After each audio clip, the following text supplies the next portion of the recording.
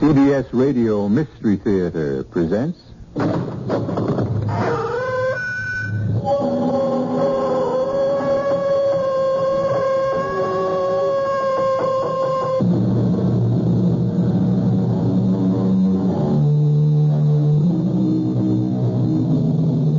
Come in. Welcome. I'm E.G. Marshall. I hope you're ready for a journey into the bizarre, into the very, very strange, for that's where we're going. A round-trip journey, of course, but one we promise you won't forget. Sarah and David Hughes have just finished dinner and have taken their coffee out to the patio, where dusk is coming in behind a lovely sunset, and the world seems bathed in serenity. But beware of peaceful places at peaceful times. Things change. Sometimes suddenly. David? You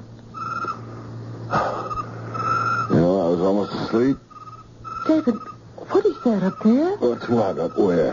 Up there, in the sky. There's funny lights. This is a jet, I guess. We'll be hearing it in a few seconds.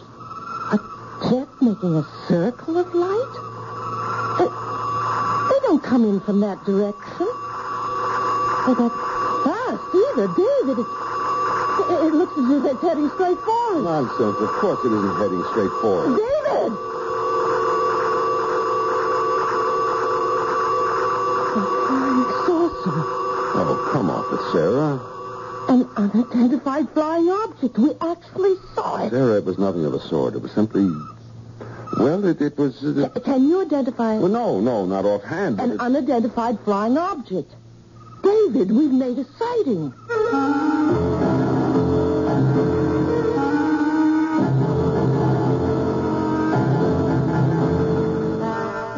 Our mystery drama, The Sighting, was written especially for the Mystery Theater by Fielden Farrington and stars Kim Hunter. It is sponsored in part by Contact.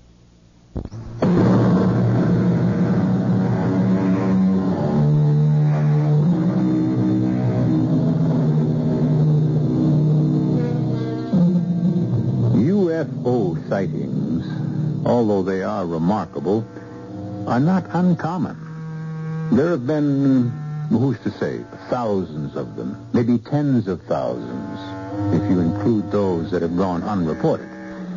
Of course, some people poo-poo them as optical illusions or weather balloons or light reflections on clouds or even just plain imagination. But others, many others, take them quite seriously and would like very much to know what and why and possibly even who they are. Sarah and David have certainly seen something, though they don't agree about what it was. You know the trouble with you, honey? You let your imagination run away with you. You see a funny light in the sky, and wham, it's a flying saucer. Well, you can't say it wasn't a flying saucer. You don't know what it was any more than I But do. Sarah, when you can't explain something a little out of the ordinary, you don't pounce on the most unlikely explanation you can find and close your mind to all the others? Look who's talking about closed minds. Oh, okay. Maybe I'm a little bit conservative. Bankers get that way, I'm told. And man, are you ever a banker? Well, don't knock it. It buys a lot of goodies. No contest. I think I'll go next door and ask Bea and Harry if they saw it. Want to come along? So what? Oh, yeah, the thing. Sarah, I really wish you wouldn't do that. Why not, for heaven's sake? Well, I'd just as soon it didn't get around. I mean, that we saw...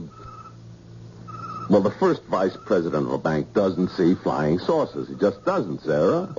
Okay. The first vice president didn't see it. He's as blind as a bat. Yeah. But his wife saw it. Sarah, Look, I don't want you to talk about it. how do we know what they are? How do we know what they're doing here? What the purpose is?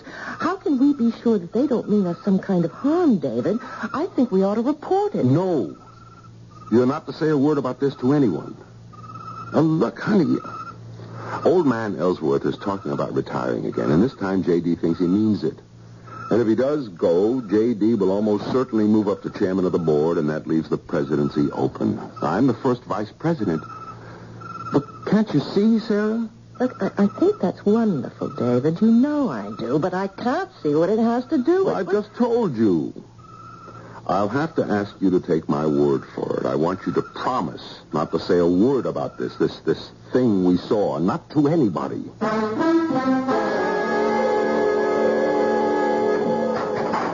Anybody home? Oh, hi, Bee. You got any shopping to do this morning? I don't think so, no. How about a cup of coffee? Okay. They're supposed to have some fresh whiting at Avery's today. Doesn't David have a big thing about whiting? Yes, David has a big thing about whiting, but he's more likely to get cold stew and leftover parsnips. Oh? Garnished with arsenic. Bad one, huh? Honestly, Bee. You ought to thank your lucky stars you're not married to a banker. Oh, I don't know. You ever try living with a man who was in wholesale pharmaceuticals? Give him whiting. That's my advice. He can't eat and quarrel at the same time. Did you and David see that thing come over last night? Come over? Fly over, you know. Looked like a flying saucer to me. But Harry said it was a jet with some fancy new kind of lights or something. I never heard a jet sound like that.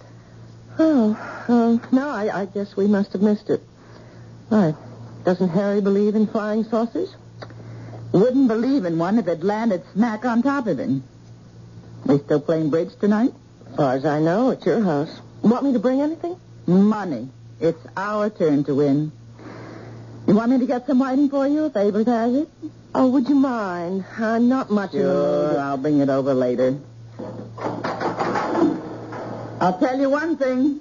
I don't ever want to fly in a jet that sounds the way that thing last night sounded.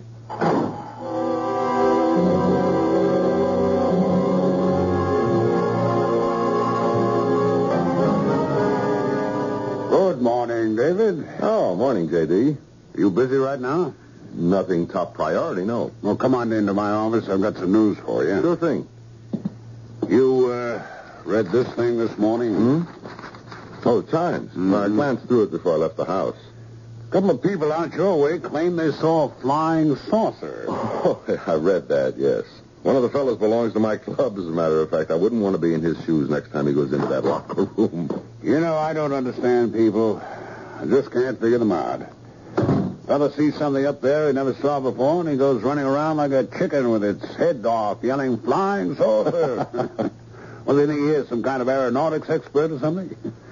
Sit down, David. Thanks.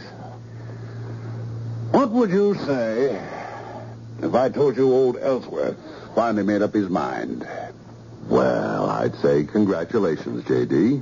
He's retiring the end of the year. Made up his mind yesterday afternoon, apparently. Plans to announce it sometime later today. Congratulations, J.D. Oh, no. It's premature, my boy, premature. Board has to vote on the new chairman. There's no guarantee they'll pick me. I can be pretty crusty sometimes, you know. Made some enemies. That's your year's salary. Oh, yeah. Bankers don't gamble now. Had to vote on the new president, too, of course, but you've got me in there lobbying for you. Thanks, J.D. Ah, nonsense. Best man for the job. Would be anyway if he didn't sit around loafing all day in the boss's office. Well, I guess I'd better get back to work. I guess you had. And, David. Yes, J.D. Try not to see any flying saucers. Wouldn't help a bit.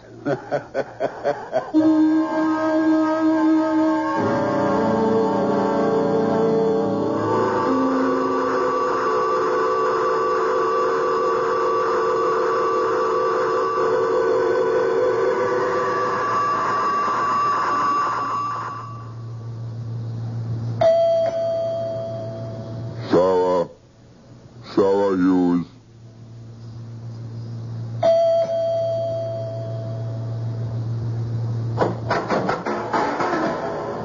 Sarah, I know you're in here. There's nothing to be afraid of. I must speak to you. How did you do that? Do what, Sarah? When you talk, your lips don't move. Or anyway, I couldn't see them move. It sounded as if you were talking through that little black box strapped on your chest. Yes, you are quite right. You see, we don't have any vocal equipment. We? Who's we? We come from a very long way off. Like Mars? No, much farther. Another galaxy altogether. I told David. I told him. Yes, we sensed that you were sympathetic. Then what do you use? Mental telepathy? That's what you would call it, yes. And the box? I think into the box, you might say. It comes out English. Other languages, too, of course, depending upon the setting. I'm glad you are not frightened. If I were, I wouldn't let you know. Look, where you come from, do you just walk into strangers' houses? I am very sorry, but I had to speak to you. It's really quite urgent. About what? We need your help. To do what? Take over the earth? You mustn't say that. You mustn't think it. We're on a friendly mission. My colleagues and I, we're what you might call a scouting party. We must know more about your planet before we can be sure that it is safe to... We want to help you. We're doing all right. Are you? Really, Sarah? Look, what's your name? You keep using mine. Don't you think I should know yours? I have no... We do not use names in the sense you mean. I have a designation, of course, but there is no way to convey it to you. It's pretty weird. And how did you find out what my name is? We were able to pick it up. We get very dim readings from your minds. Actually, yours is the clearest we've been able to pick up so far. We need someone to cooperate with us so that we can learn more. And that's what you want me to do? Yes, Sarah, it is. Well, come back tomorrow. I don't understand. I'll have to talk to my husband about That is exactly what you must not do. Do you understand me? You must not consult your husband. You're not to tell him even that you have spoken with me. I want you to understand that very clearly. He is not to know that we have contacted you. Then you'd better just go back onto your flying saucer and fly away. I'm not sure I want to speak to you again. You will, though, Sarah. You will.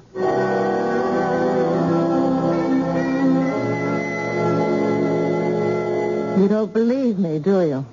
Of course I believe you, honey. Have I ever accused you of lying to me? All the same, you don't believe me. What did he look like, this man you saw? Well, he wasn't green, if that's what you mean. He didn't have tentacles or flippers or any of that. His hair was kind of coppery and funny. More like chicken down than hair. I didn't notice the color of his eyes. His face seemed all right, except that his ears were flat against his head. He was tall and too skinny to look healthy. By our standards, that is. Mm-hmm. How was he dressed? Ordinary, except for a box he had sort of taped onto his chest. Like brown slacks and a kind of yellow shirt open at the throat. But the clothes didn't look right on him. You don't believe one word of this, do you? Now, Sarah, I haven't said I don't believe you. All I'm saying is that you're tired and overwrought. And seeing things. Look, I'm not sure I want to play bridge tonight. Sit there all evening being humored. And, well, I'm not at all sure I want to do it. Look, I'll tell you what. You trot upstairs and take a little rest. Now, wait, then, just let me finish. You are tired. You are overwrought. You don't deny that, do you? Well... So why shouldn't you take a little rest? Now, what's wrong with that?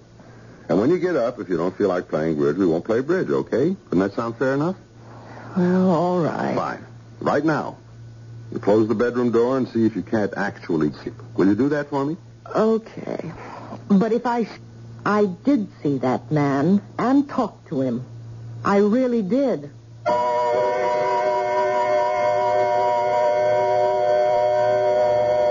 whole thing an hallucination?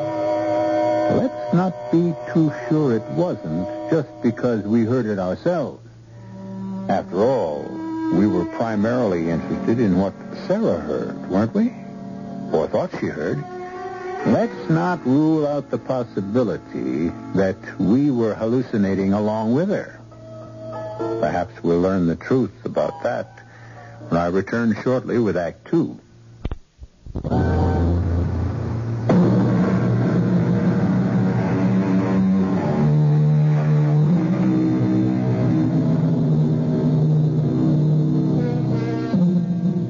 David and Sarah had spent the evening playing bridge with Bea and Harry Vincent.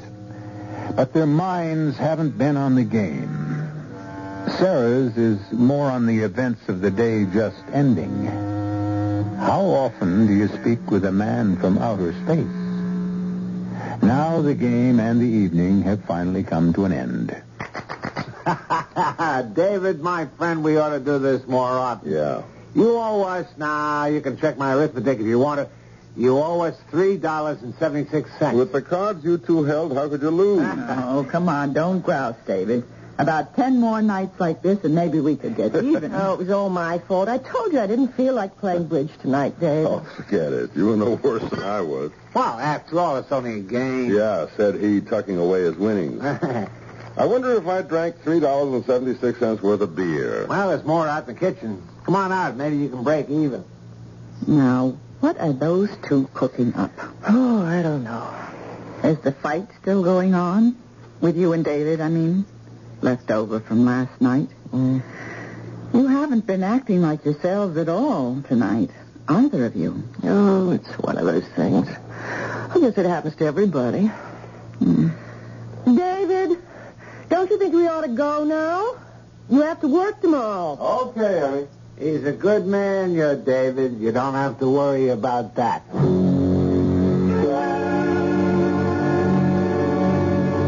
David? What did Harry mean when we were leaving? He's a good man. Oh, honey, turn the light off, will you? I'm dead. It's something to do with me, isn't it?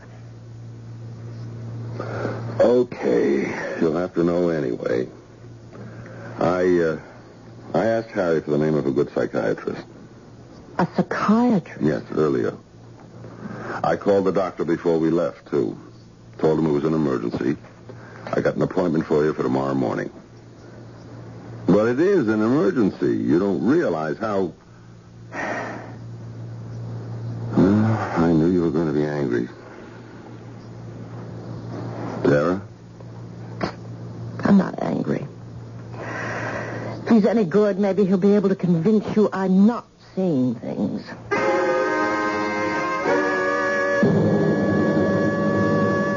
Sarah, I've got to get to the office on time this morning, today of all days, but I'll meet you at the doctor's office. Now, your appointment is for 11 o'clock. You won't forget it, will you? Look, you don't have to be there if you have a busy day. I can handle it alone. No, nothing of the sort. And after the session, we'll have some lunch. Someplace fancy, huh? It'll be all right, Sarah. You'll see.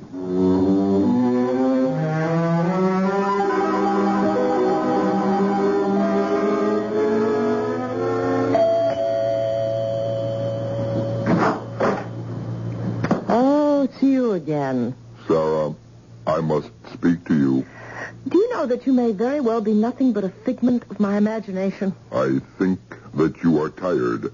Did you sleep well last night? What do you think?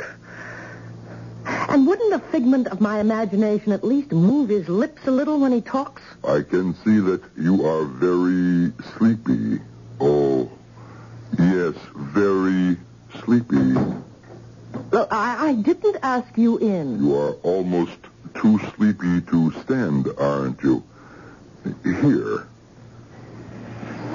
Why don't you sit here you'll be much more comfortable. Well... That's better, isn't it? You're able to relax now. Relax and rest. Relax and rest. Float and sleep. You are asleep now, aren't you? Yes. Fast asleep. You will do as I tell you. Yes, I will do as you tell me. Good. Pinch your arm, Sarah. With your right hand, pinch your left arm. No, harder than that. You can feel nothing. You feel no pain. No pain. Very well. I am going to perform a minor surgical operation now. You will feel no pain, of course. A simple incision at the base of the skull. There will be no bleeding. Now, what I am inserting, Sarah, is a very small device which your body will in no way reject. It is in every way compatible. By means of this device, it is better you know this, Sarah, although you will not be aware of it later. Through this device, we shall be able to read your thoughts and participate in them, guide them. This will be possible at great distances, light years, actually. You are now sutured, what you would call sutured. There is no wound, no scar. You felt no pain. Did you, Sarah?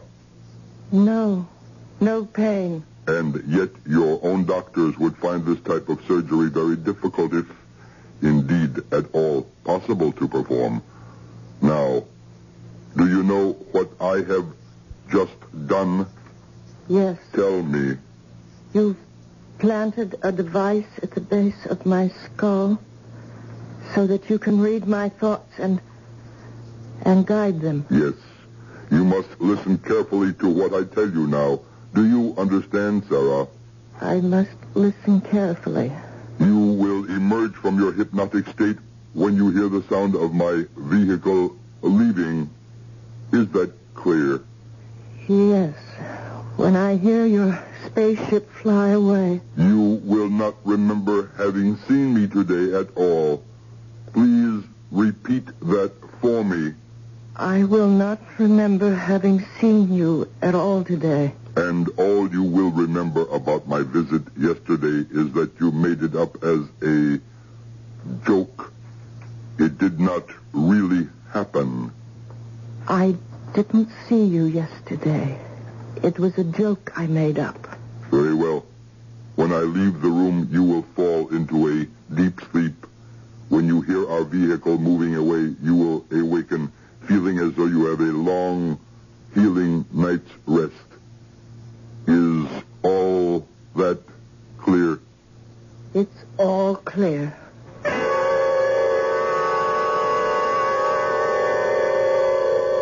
You busy, Dave? Harry! No, come on in. Aren't you a little out of your territory? Well, yeah, I am. I knocked off and came over here because, B called me a few minutes ago to say she's seen the damn thing, too. Seen what? The saucer, the flying saucer. Oh, B saw it? Yeah, says she did. Says it was hovering there right over your backyard with a door open, like practically the whole side of a ship, she said. And a kind of stairway coming right down onto your lawn. Oh, come on, not B, too. What are they trying to do to us? Well, to tell you the truth, Dave, I don't think B was putting it on. She can't lie worth a nickel, and she sounded scared, really scared. And, anyway, that's not all. For Pete's sake. She'd started out shopping, see, and forgot to take a list with her, so that's why she went back. I mean, that's how she happened to see the thing in the first place. All right. So, she went back in the house and was watching through the window, and I swear, Dave, this is what she said. A tall, skinny man came walking out of your back door and went up the stairway and into the saucer. Then it made that crazy whooshing noise like we heard the other night. I did hear that, Dave. I honestly did. And it didn't really sound much like a jet. Well, anyway, it made that noise and took off. Like 1,000 miles a minute, Bee says. You think it's true? Well, unless Bee's blown her mind, too. She said she wanted to go right over to your place and see if Sarah was all right, but she was afraid to. Yeah, I think it might be true, Dave. I think, anyway, we ought to go out there and see.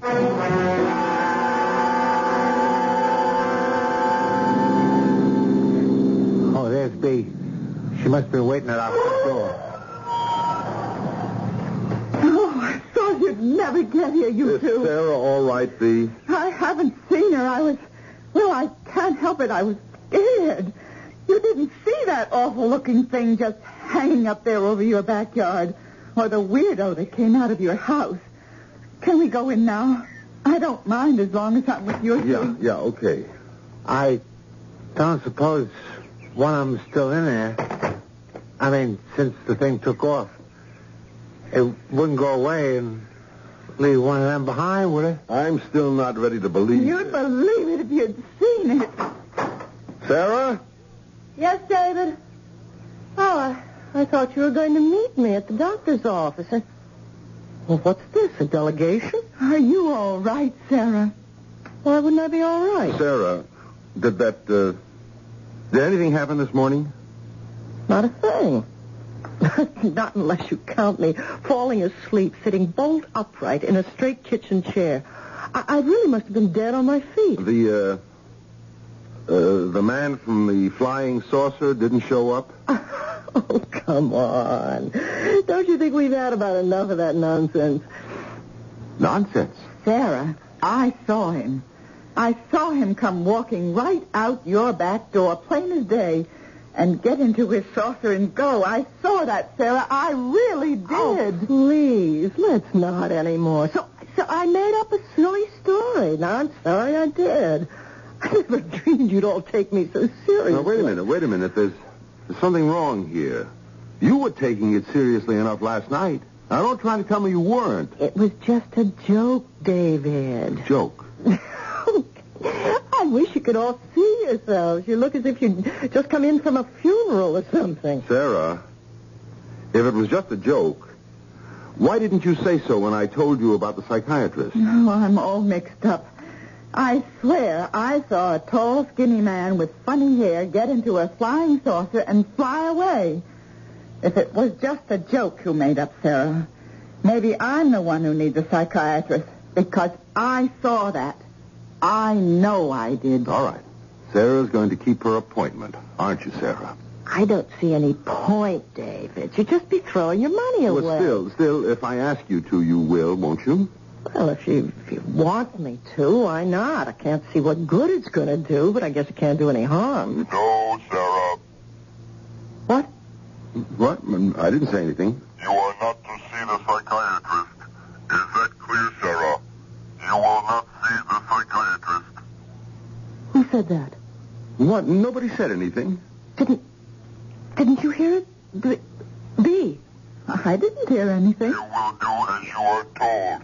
You will refuse to see the psychiatrist. Who are you? Sarah? I can cause you pain, Sarah. I can cause you great pain. David, what is it? Somebody keeps... Don't you hear that voice? I don't hear anything, Sarah. I do not want to cause you pain, Sarah, but I will if I must. You are not to see the psychiatrist. Come on. We better go, honey. The appointment's for 11 o'clock. All right, I'm coming. I'm sorry, Sarah. Truly, I am. David. Oh, David! David, make it stop! Sarah. Make it stop!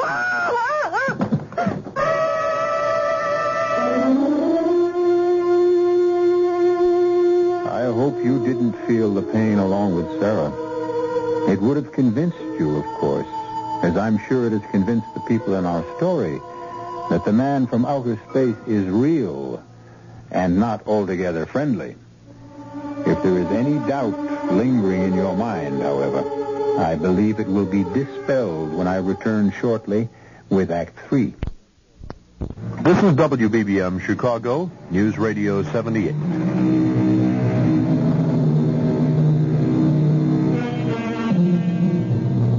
The willingness of the open mind to accept the new and seemingly miraculous, at least as an hypothesis, has always faced opposition from the less flexible mind, which finds the status quo easier to live with. David, however, as well as Bea and Harry, has had a convincing demonstration that the new is only the as yet unknown. Bea and Harry are waiting in Dr. Freuling's reception room. David has taken Sarah into the doctor's office. Now, just lie down here and rest. Help me with her, will you, Mr. Hughes? Please, make it stop. Honey, do what the doctor says. Lie down and try to take it easy. Just do as the doctor says. She seems to be in a great deal of pain, Doctor. No, she is in pain. There's no doubt whatever about that. What causes the pain, this is what we must learn first of all. Well, can't you give her something? I think best not to do that until I have learned what has happened to her. Sarah, refuse to speak with this doctor, this psychiatrist. Tell him only what you have been ordered to say. You have seen no man from a flying saucer. It was only a silly joke. Leave his office. Nobody can force you to stay. And go home. Do only this and there will be no more pain.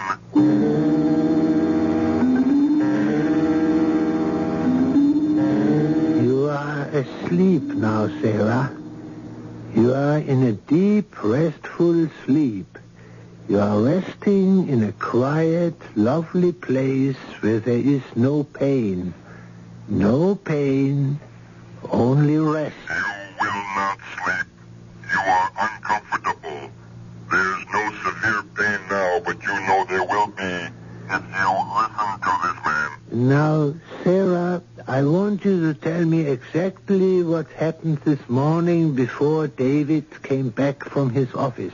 I can't, Dr. Froiling. Uh-huh. Well, it is not yet. We try again.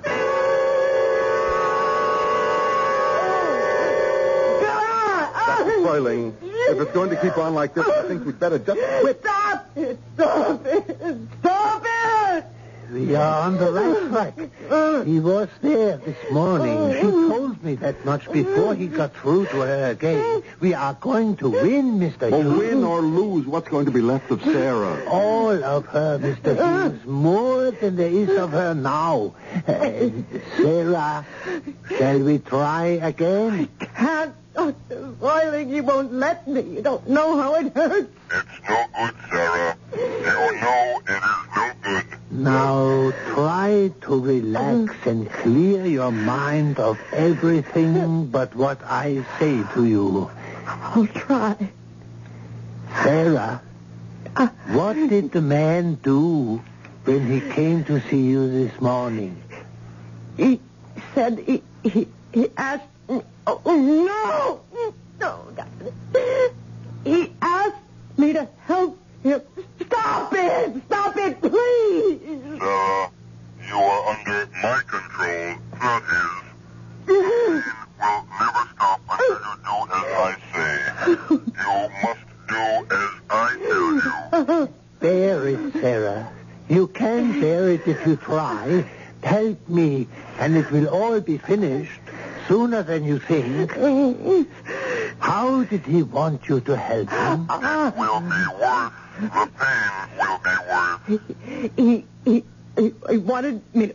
He wanted me... I'm gonna make it stop! He wanted you to what? Be his contact. He couldn't... Oh, God!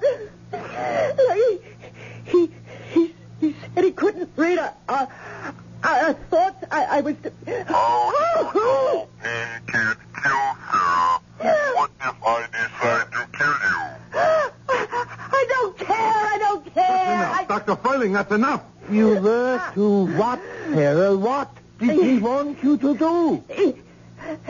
He put a thing in my head, and he knows what I'm thinking. He can... No! He can hurt me with it. Oh! She fainted. Doctor, Wait. Her pulse is strong. That's good. Is she... She will be all right. He cannot hurt her while she is unconscious. He put a thing into her head. Is that what she said? Is that what you heard her say? Yes. Isn't there something you can do? Miss Jamieson, I want an ambulance at once. Emergency entrance Physicians Hospital. You may get Dr. Carter for me. Tell him Physicians Hospital at once.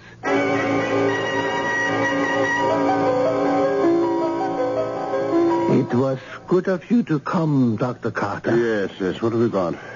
A device has been implanted in a young lady's skull, I believe. I cannot be certain. Implanted by whom? How long ago? Only this morning, as I believe it. By whom? Now, it's a long story, and the patient is in intermittent pain. All right. We'll have to have x-rays. I have already made x-rays. They are here. Have you read them? Have you found anything? Well, I am a psychiatrist. I think there is something, but I do not wish to prejudice your judgment. Oh, very well. Well, is everything clear here? It's all right. Nothing here. And not... Wait a minute. That little particle. Is that what you mean? How does it look to you? It's like a pinhead. Oh, yes. It's foreign, all right. Must be. But implanted? It's very small. Large enough. I am afraid for my patient's reason. Perhaps her life. I do not know. I have to see her before you operate, Dr. Carter. She's already been sedated. Believe me, Dr. Carter, it's imperative. Well, if you feel so strongly about it. Sarah? Oh, is that you, David? Yes. Feel better now? Oh, yes, I feel fine. Just sleepy. He isn't bothering me right now. I mean, there isn't any pain. Do you think you could contact him, Sarah? Oh, I expect he's around. Why? I want to get a message to him. What message? David, I don't want you to... No. I just want to talk to him, Sarah. I just want to meet him. Is he listening now? Oh, I can't tell, but I imagine he is. David, you must... I just want him to meet me and talk to me. It's as important to him as it is to me. I'll go back to the house. There's nothing I can do here anyway. I'll go back to the house and meet him there. I have something important to tell him. Important to him. Well, if he's listening, you could just tell him now. No, not now. I'll meet him at our house as soon as I can get there. I'm afraid, David. You sound as though... Just give me a kiss, Sarah. I love you.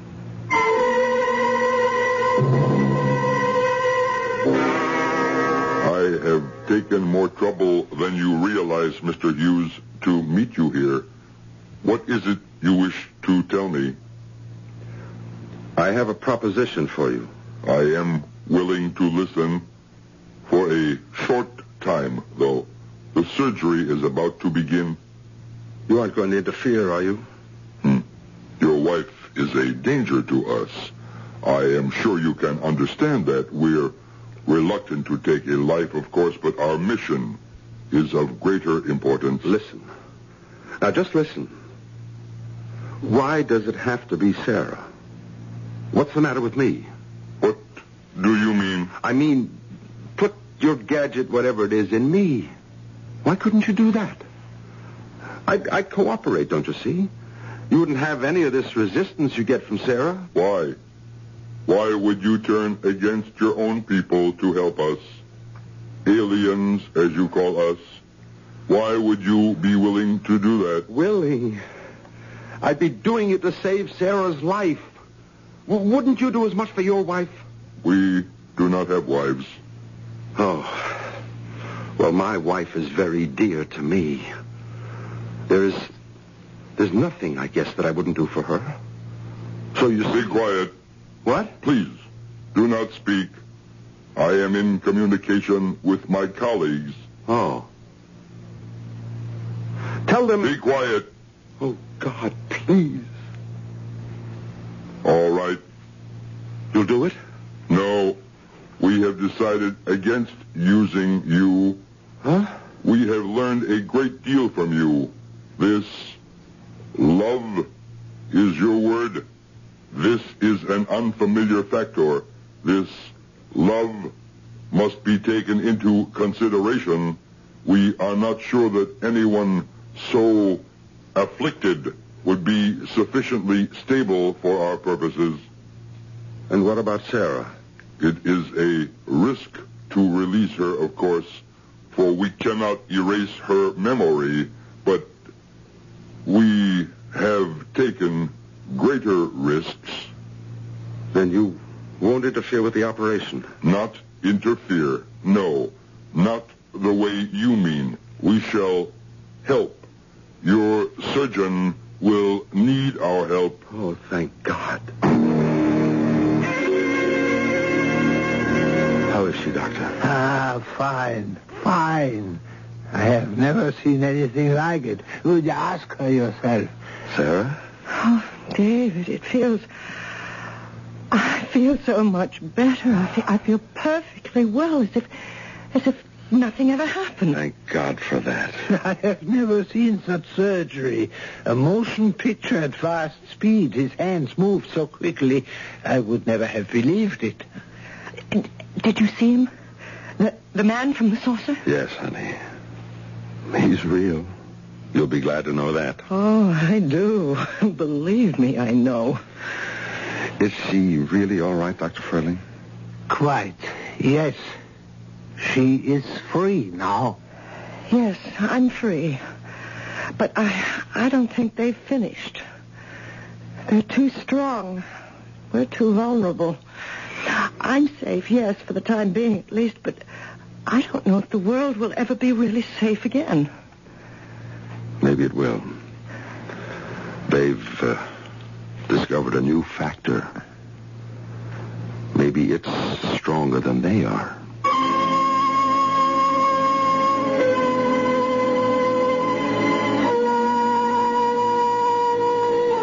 Well, how strong is love?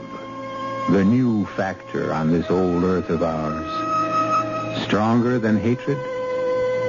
I like to think so. Hatred makes the headlines, I know, but love, in its unassuming way, has been making the world go round for a good many years now. I'll be back shortly.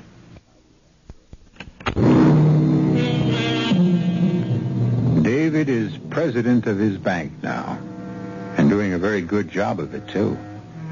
He and Sarah are even happier, have an even more secure marriage than before their adventure. The near loss of something dear often underscores the dearness of it. Well, whether you come by UFO or some more conventional method of travel, be here to join us for our next chilling story. Our cast included Kim Hunter, Nat Polan, Ralph Bell, Joe Silver, and Robert Dryden. The entire production was under the direction of Hyman Brown. And now, a preview of our next tale. You can't get anything past our border guards. Yes, it was just an idea. Besides, we have to fly out of here. I'm going to a convention, and you're going on a tour.